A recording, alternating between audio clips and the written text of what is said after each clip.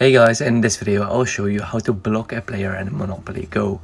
So basically, if you have a friend and you want to block them, that is very easy.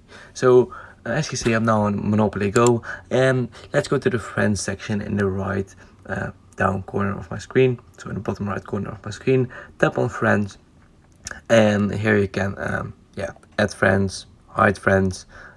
You see your timeline and you see your leaderboard.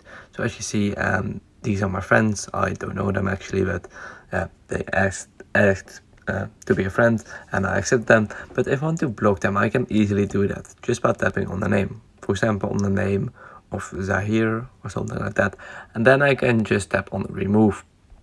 Basically that's it. It's very easy. Just tapping on remove, and that will remove or block that person, because I need to accept them manually again, and they aren't any friends anymore. They can't attack me anymore, etc. So it's really nice. Just go to friends, leaderboard, and then tap on the name, and then tap on remove. So I hope this video is helpful. If so, please subscribe to the channel, and I'll see you in the next video. Bye bye.